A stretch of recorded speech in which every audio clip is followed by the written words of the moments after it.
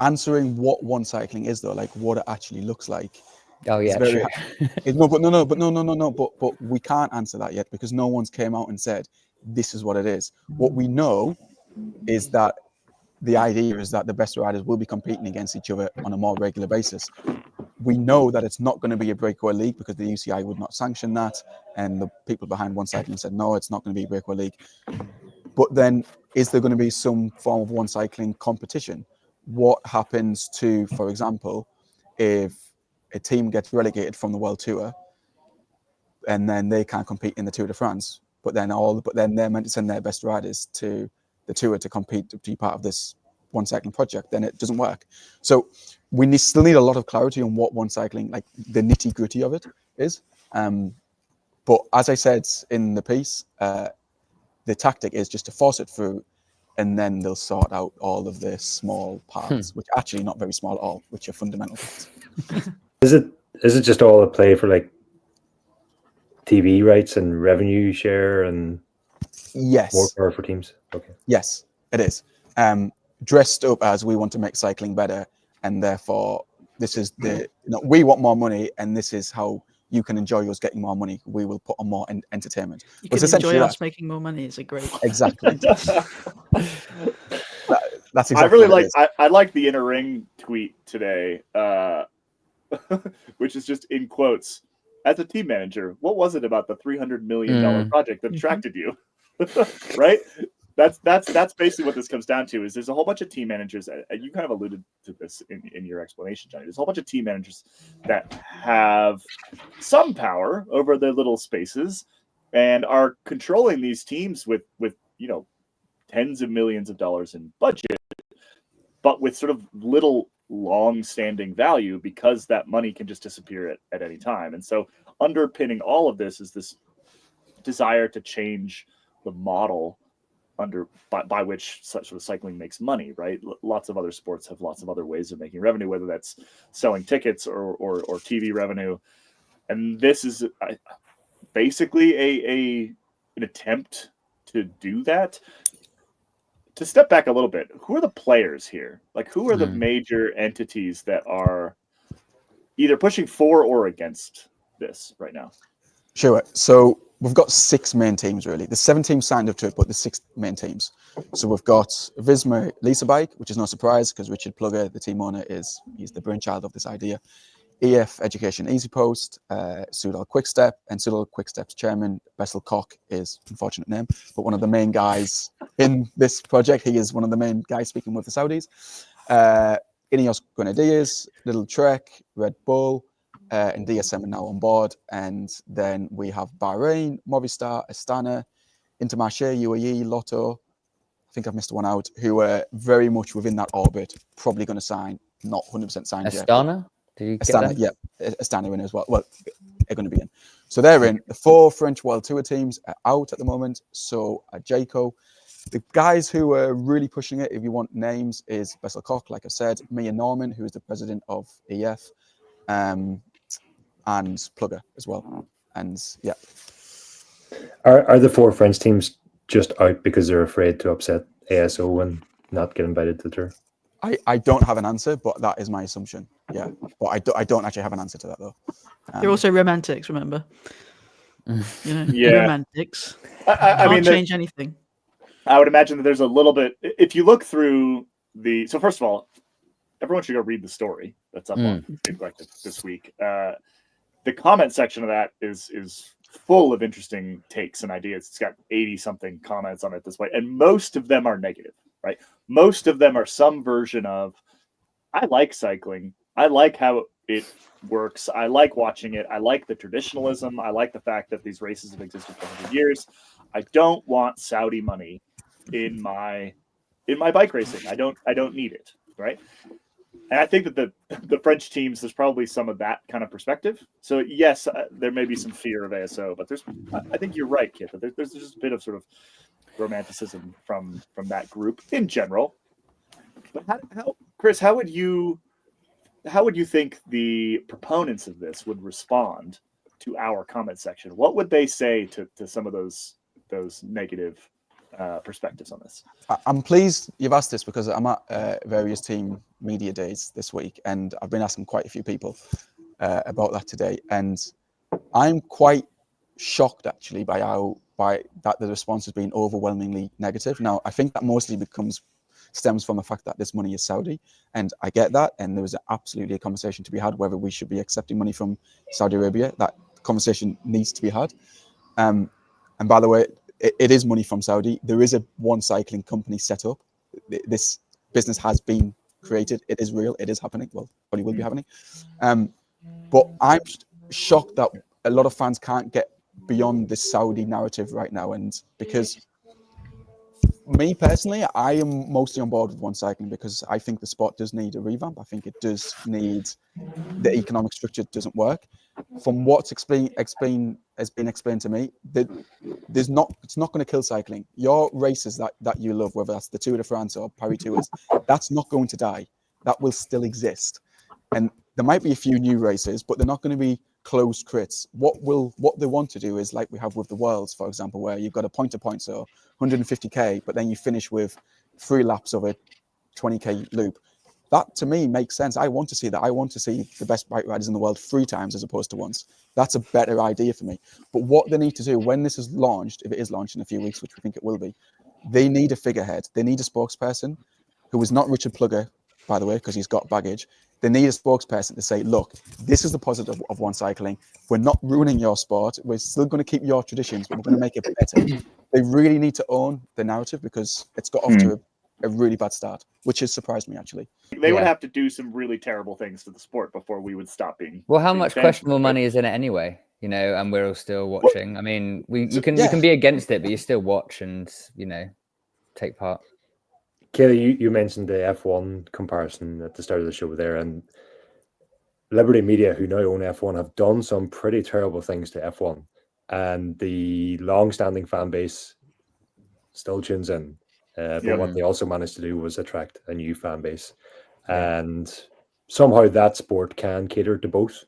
But as I suspect would happen in cycling also, the traditional fan base or the long-standing fan base who were there before Liberty don't exactly. They would prefer how the sport used to be than how it currently is in most. So, go on. A couple thoughts on I don't know, just sort of one. I'm not really clear on what the end goal is here. I think that the end goal is still really murky. Grow the sport, make money for the people who currently don't have as much money as they want. But like as many Lamborghinis as they want. Yeah, but like what does that look like? Problem, right? Because there's a couple things here. First of all, 300 million euros is not that much money. It's really not. Right? It's not. It's really not that much money. No. And so I'm not sure you can like it's. Correct me if I'm wrong here, but I think that annual revenues for ASO are somewhere in the like 180 million range, something like that. Sounds right. And so you're talking about 2 years of ASO to take on, not even 2 years of ASO, to take on the entity that is so entrenched into cycling that it is basically untouchable at this point in time. I'm just not talking about sort of how do you get return on that investment? The Saudis are absolutely going to want return on that investment. How do you make 2 or 3 or 4 or 10x on 300 million? I'm not sure that cycling. You have to grow the pie to such an extent that I'm not sure how that makes sense. But the sort of fundamental early issue is just I'm not sure that this is enough to do it, right? Like 300 million euros isn't even enough. It's like what 1/3 of if you combine all World Tour budgets, it's probably about half. It's not really kind of half. It's probably. I don't know. I'm doing this math on top of my head right now, but like, if most teams are averaging somewhere in the sort of 30 to 50 million euros a year kind of scale, and you're talking about roughly 20 teams, if you include some of that. Anyway, it's not that much money. It's what I'm saying, and I'm just not. I'm having trouble drawing this line between. Okay, we're gonna put 300 million into the sport. And sometime 10 years from now, the Saudis are going to end up with more cash than they started with. And how does cycling actually benefit from whatever happens in the interim? I think to answer that question, you have to first well, at the moment we have to assume what they want. I'm not sure we have to assume that the Saudis want to see a return on their investment within 10 years. There are other reasons that they get involved in sports. And so Washing? that's not... Are they trying to wash things? Are some things dirty? Sport. The sport is dirty. Yeah. But in terms of what the cycling teams involved, I'm sure they're imagining like better financial stability, first of all. I mean, securing the team's futures is probably one of the priorities for them. They're probably assuming some sort of global TV viewership increase in terms of like more fans. They're probably thinking those fans will be better engaged, both of which again translates into more security for the teams. And with all that, they're probably thinking we can also attract bigger and better and richer sponsors if we have those three things in place. So I think that's probably what the teams are seeing. I'm thinking, unless it doesn't work and then it all crumbles and then the old system is also screwed. And we'll just go back to how it was before. Well, or do you? Yeah, but I think that's where the 300 million is key, is because like that probably says they have about 2 years to make this work. Right. And if it's not working within 2 years, yeah, or it's just a starting place, and maybe the figure is something to sort of group around. Like the problem has always been getting people to, or the teams at least, to work together when they're competing against each other, which is Richard Plugger's one of his main arguments, is that we shouldn't be competing against like other teams for sponsorship revenue, which is a limited pool anyway. We need to be competing against other sports or people scrolling TikTok instead of watching live sport, or reading a book or talking to their family. It's all an attention game, effectively. And the one thing that makes obvious sense and is a room for growth is the way the calendar is structured. You have big races that overlap.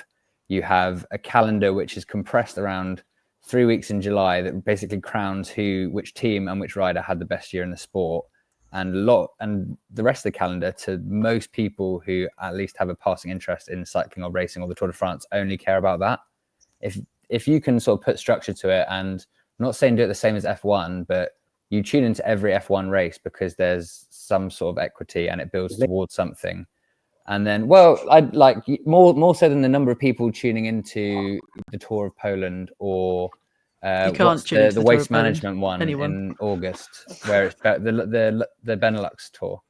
Like, no one cares about these supposed World Tour level events. Like, no one cares. Yeah. I barely care, and I have to tune into this stuff every day. So there needs to be a way to make it all work and give it a narrative, because currently there's a narrative around the two big classics, the Tour of Flanders and Paris-Roubaix. There is kind of one around the Giro, but then it's the Tour de France, and that's it. I mean, that's the one thing I like about this, is like, it's completely absurd that we can get all the way to the Tour de France and the two riders who are most likely to win the Tour de France haven't raced each other yet. Yeah. That is bad for cycling. Or barely raced at all themselves if they've decided to just train. Like, they're not competing. And there's the argument to be made there between, we want cycling to be this sort of backwards, old European sport or pastime, if you can call it a sport in the traditional sense, because like there aren't really any rules. No one has to compete in everything. Like, to anyone else or to any other sport, it doesn't look like it at all. And that's the Saudis just trying to call me up now and tell me to stop running. Well, speaking of the Saudis, though, okay, one big question that comes to mind for me, and I know that there has been progress, and Saudi Arabia fielded their first women in their Olympic team in 2012, and that sort of thing. But first of all, there's the question of what about women's cycling, but also there's the question of the Saudi money is also problematic in the kind of balance of power, and whether actually they even care or want to support the whole world of cycling and not just the men's side. Yeah. Well, I am reassured that women's teams are now part of the package. About a year ago, they were not, and I had quite a few women's teams who were pissed that they weren't even in discussions about it. They are now part of the package now. I don't really have too much details, but this is an assumption. It would be the likes of Visma and DSM who have women's teams, But yeah. And EF. And little which, to be fair, and most teams now do actually. But we were just talking today with some different colleagues about how if they need a figurehead to promote this and to tell people what it is, they've got one. Mia Norman, who is basically the lead negotiator on behalf of the teams. There's very good optics there to have a Saudi-run project for the figurehead to be a woman. And she's Well, like president of Newcastle CF as well. United. Exactly. Exactly. Yeah, yeah. It's the same playbook, yeah. Yeah, it's the same playbook. And okay, you can dismiss it as PR, whatever, but actually it's not really PR because Mia Norman is a fundamental player in this. That would be good optics. Yeah. So, I'm personally just quite torn about this whole thing. Yeah, because, no. I mean, how many times on this exact podcast have we said, like, cycling is just so stupid and backwards sometimes, right? Yeah. Like all the calendar things you were talking about, Johnny, and the fact, again, like I just said, the fact that you can have, you know, Pogacar and Vingegaard just never face each other except for at the Tour de France, and all these sort of like ridiculous things, you know, Renault and Paris-Nice being at the same time. It just makes no sense whatsoever. And so I feel like change needs to happen. I just don't love the fact that it's coming from 300 million in Saudi money. And I don't feel, it doesn't feel to me like, I guess, you know, the world runs off incentives, right? Like you can't really expect general managers and presidents and CEOs of these pro cycling teams to really just sort of work for the good of pro cycling. They're going to work for the good of themselves, and in general, maybe that those two things will line up. But I think that the communication around this has been poor because we are all just sort of assuming that it's Richard Pluga looking to have a massive payday, right? And to build and to just, you know, all the team. The people that run these teams to just make more money for themselves. And that, if that is the narrative, which if you look through our comment section on that story, that is absolutely the narrative that is out there right now. Yeah. That makes it so that the real change that needs to happen is going to be even harder to execute, right? Because if the fan base is not behind it, it makes it even harder to execute. So anyway, I'm very torn about this whole thing. Stop using the word execute because Saudi Arabia still has the death penalty, and also you know, there's serious penalties for, like, you know, drug infractions or homosexuality. So if the idea is to fix a backward sport with, you know, some attitudes that a lot of the world would consider backward, just that's the tension, the friction there is that it's how is this the fix to, like, do we like is this how sort of weird cycling is that the way to fix the calendar into a way that makes sense, that we have to sell the sport to people who would probably be quite low down on the fans? And the thing is, the fans are the people who matter here, because we've said it a million times, like that's what actually makes pro cycling work, right? It's fans of the sport. It's not fans of like certain teams. It's fans of the sport for the most part. And otherwise, it's just exercise, state-sponsored exercise. What people of OneCycling would say is, well, there was a fuss in golf, there was a fuss in boxing, there was a fuss with when the Saudis bought Newcastle. Newcastle still sell out every single game. Yeah, people still go to Saudi Arabia and watch the boxing. Doesn't make Saudi Arabia's regime any less worse than what it is, but actually people's morals and ethics, they don't really preach. Oh yeah, it's all everything is a price, but we will show them. We will show them. Yeah, of course. Like we watch all these. You know, there's so many teams and everything's sponsored by bad things, and we still. Well, exactly. Yeah, there is not Saudi money in cycling is not new. UAE money in cycling is not new. Sports washing is not new. Yeah. I think that, but I mean, somebody in the comment section pointed out that sports washing, you know, the idea behind that term, that idea is that it blankets over all the issues. If we're talking about the issues, then at least that's a starting point. And obviously, that's not to say that anything is right. And I'm with Kaylee. I find it very kind of like, I'd love to be able to say, okay, screw this, I'm turning to croquet, and I'm done with this. But that's just unrealistic, because then you start. If you start down that path, then you're going to have to be making your own clothes and living in a treehouse. Yeah, which I do already, and it sucks. It's an interesting one.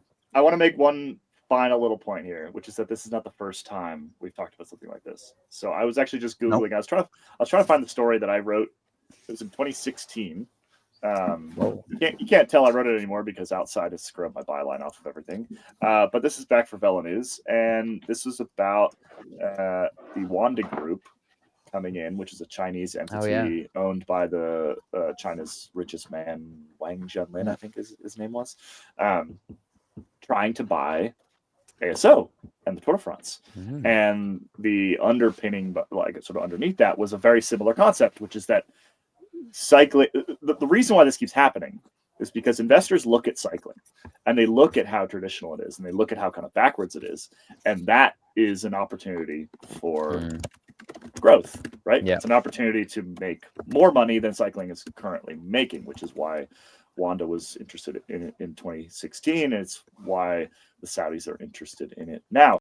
And I think that is true. I think that there is available growth within cycling, and I think that the question for those of us who are cycling fans and cycling journalists and have been in this sort of sport and industry for a long time is this the way we want that to happen, or is there a better way for this to happen, or do we have any say in it whatsoever? So to go back to you, Chris, can you give us a bit of insight into, and I know that this is going to be partially you making some educated guesses, what the sort of rollout of this looks like over the next couple weeks or months? Like, what can we expect to see and hear from the major players between now and the Giro? Sure. Just before I do that, though, when you were talking about different, this is not the first attempt of restructuring OneCycling. There's a brilliant book called Le Freak, Family, Power and Money, which is looking at Tour de France and ASO by, let me do a quick Google search, Alex Duff. For me, it's the best book in cycling if you're interested in the kind of the politics of it. It's a fantastic book. I recommend it a lot. Le Freak, it's called. But to go back to your point, Kaylee, 3 to 4 weeks from now, I'm hearing there might be some announcement. So that would take us to the first week of February. Now, I put 2 and 2 together and thought a Lula Tour makes sense. And then I realized that a Lula Tour is run by ASO, and ASO don't like OneCycling. So that ain't happening. Everybody's got their hands in the Saudi cookie jar right now. So everyone's got it. Apart from us, what are we doing? They just called you, Johnny. Yeah, they did. You gotta pick up the phone, Johnny. My price is just making the Benelux Tour relevant. It's much cheaper. So if it's not in 3-4 weeks, I think they would like to get something out within the next 2-3 months at least. I think they're working towards the next few weeks. What I think they'll be doing is forcing it through, saying, look, it's fully financed, we've got this project, and then they'll explain what it really is. Then it is. There is a caveat to this. There's a chance it won't happen. There is still a chance. As much as optimistic as everyone is, as solid as my reporting is it's not bullshit. This doesn't mean that everything is signed off. Everyone is fully happy. Like, I know one clause, for example, which if it isn't changed, there's at least one team who will drop out. Okay, so there's still things that need to be fixed, but the way the wind is blowing is everything's going to be resolved, and it's going to be announced within the next, let's say, 1 to 2 months, or not announced, but unveiled, let's say, and then the next step starts. It's just Marc Madio and Christian Prudhomme like holding the doors back, like trying to stop the millions and millions of euros from breaching their little French castle.